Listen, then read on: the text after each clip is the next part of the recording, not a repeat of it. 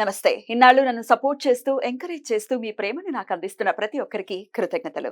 అలాగే ఈ వీడియో కూడా ఖచ్చితంగా మీకు ఉపయోగపడుతుంది. లైక్, షేర్ అండ్ సబ్స్క్రైబ్ చేసి మీ సపోర్ట్‌ని నాకు అందించండి. అలాగే ఈ వీడియో పట్ల మీకున్న అభిప్రాయాన్ని కామెంట్ సెక్షన్‌లో కామెంట్ చేసి తెలియజేయండి. ఇప్పుడు వీడియోని చూద్దాం.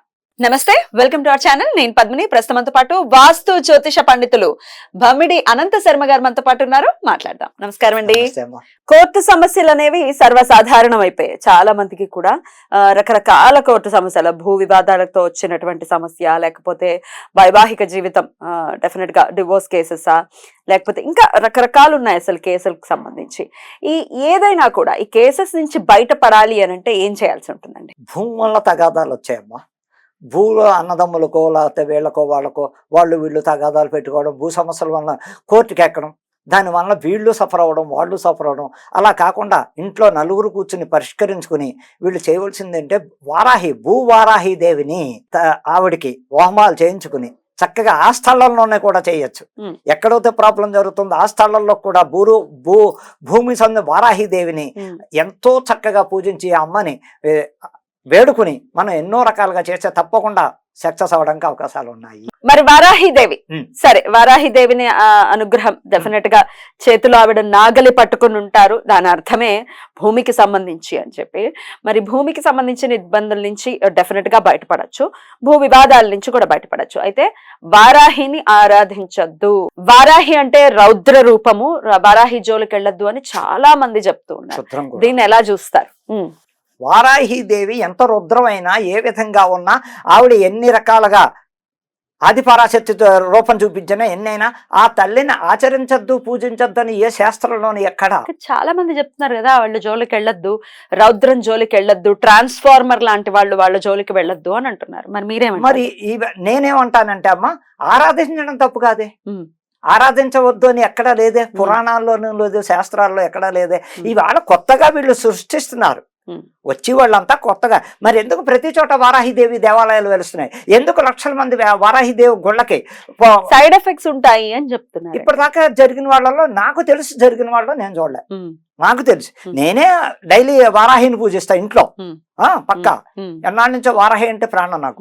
అలాంటిది అసలు ఒక శాస్త్రం తెలుసా, ఈ దేవుణ్ణి పూజించద్దు, ఆ దేవుణ్ణి పూజించద్దు అని ఎక్కడా లేదు.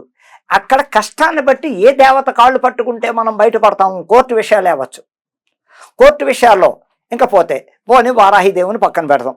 వారాహి దేవుని పక్కన పెడితే బాగా కోర్టు కేసుల్లో సక్సెస్ అవ్వాలంటే సుబ్రహ్మణ్యేశ్వరుడు పవర్ ఎక్కువ ఉంటుంది.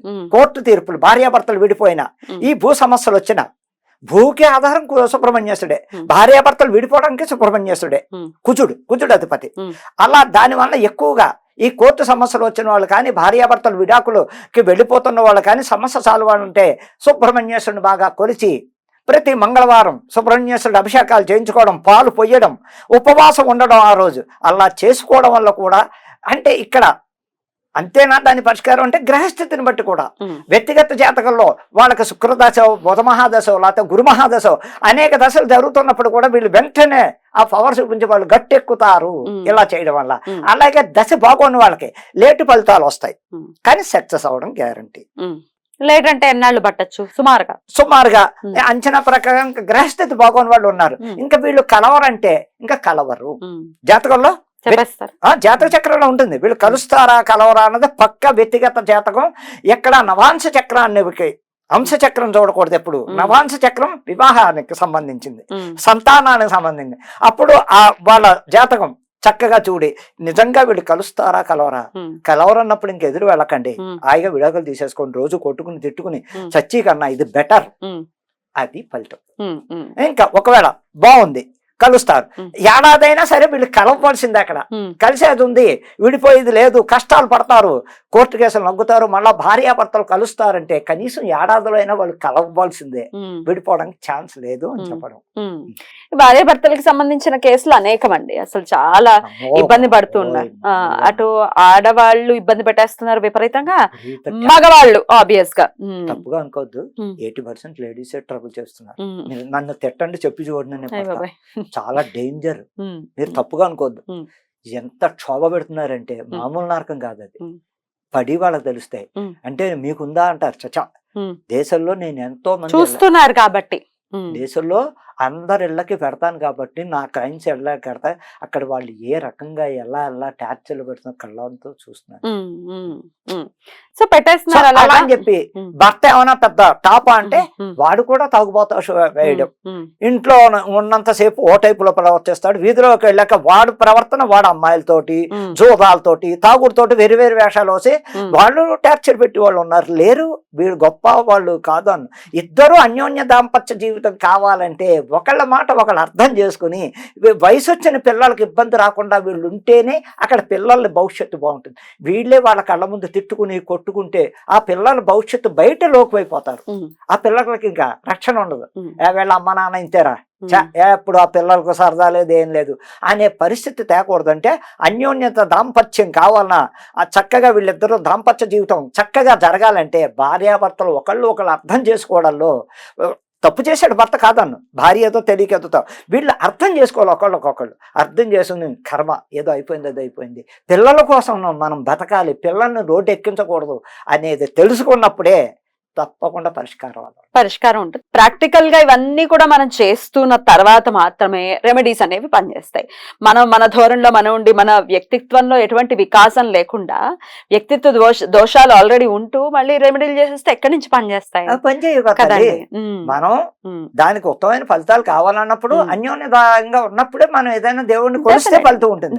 ఏం లేదు నా ఇష్టానుసారంగా ఏముంటానండి నేను గుడికి వెళ్ళి చేస్తానంటే దేవుడు ఎందుకు కరుణిస్తాడు? గాల్లో దీపం పెడతా అంటే మాత్రం కాపాడగలడు. దైవాన్ని మనం కోరుకుంటున్నాం ఏమని నా జీవితాన్ని, ఆ దైవానికి నువ్వు కరెక్ట్ రూట్ వెళ్ళలే, వాళ్ళని పక్కన పడేసి మనం అడ్డ రూట్ వెళ్ళి నువ్వు నన్ను కాపాడలే, నీ గుడికి ఎందుకు రావాలి, నీకెందుకు నేను నమస్కారం చేయాలి, ఇన్ని వ్రతాలు పూజలు చేశాను నన్ను నన్ను ఏం కాపాడు అంటే ఆ వ్రతాన్ని తగ్గట్టుగా ఆచరణ పాటించారా, ఏం చేశారని చెప్పి నిన్ను కాపాడాలి. ఇక్కడ ఇలా పూజ చేస్తుంటావు, ఫోన్లు మాట్లాడుతూ ఉంటావు, లేకపోతే ఎవరు వచ్చి తలుపు కొడితే లేచిపోయి మాట్లాడుతూ ఉంటాం. దానివల్ల మనలో శ్రద్ధ లేనప్పుడు ఆ దేవుడు ఎందుకు మనం చల్లని చూపు చూస్తాడు? చూడడు. అంతే. రైట్ అండి. అయితే ఇందాక వారాహి ఆరాధన అన్నారు కదా, ఎట్లా ఆరాధన అంటే సాత్వికంగా ఎలా ఆరాధన చేస్తాం? అమ్మా వారాహిదేవి కూడా ఉగ్రరూపం అంటారు. కొలిచివాడికి ఉగ్రరూపం కాదు, శాంతస్వరూపిణి. ఆవిడలో 2 రకాలు ఉన్నాయి. ఉగ్రం దాల్చిందంటే పతనానికి ఇంకా అతపాతాళాలు తొక్కేస్తుంది. ఆవిడని భక్తి శ్రద్ధలతో ఎటువంటి అంటే కోరికలు వద్దు, ఆవిడని ఆరాధిస్తే ఆ తల్లి తప్పకుండా చల్లగా చూస్తుంది. ఉగ్రం చూపించదు ఎవరికైనా సరే. అంటే ఇక్కడ కొన్ని రకాల ఆరాధన.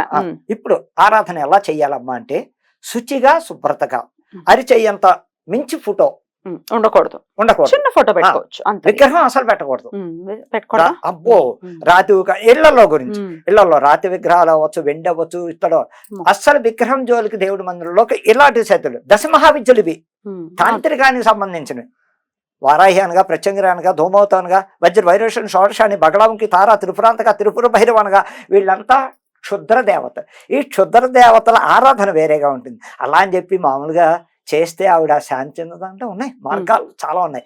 కారణం చెప్తున్నా, ఆవిడ పూజ ఆరాధన చక్కగా అరిచేయంత ఫోటో, ఆ మహాతల్లి ఫోటో మంచి రోజు తిథివార నక్షత్రాలు చూసి తెచ్చిపెట్టుకుని ఈ ఎలా చెయ్యాలి అంటే శుచిత శుభ్రత, మంచి బట్ట కట్టుకుని చక్కటిగా జడ కాని ముడి కాని వేసుకుని శాస్త్రోత్తంగా కుంకుమ బొట్టు పెట్టుకుని అమ్మవారి దగ్గర ఆ నామాల పుస్తకం పెట్టుకుని చదువుకుని కుంకుమ వేస్తూ చదువుకుని నివేదన ఏదైనా ఇవ్వచ్చు. స్వీట్ అమ్మవార్లకి ఎక్కువ అంటే మన వాళ్ళ విషయాలకు వస్తులో చెప్తున్నా, ఎవరైనా చిత్రాన్నం పులిహార నివేదన ఇవ్వండి ఏది జరగదు. ఫస్ట్ అమ్మవారు పులిహార, తర్వాత మనం ఎన్ని రకాల స్వీట్లు చేసినా తప్పు లేదు.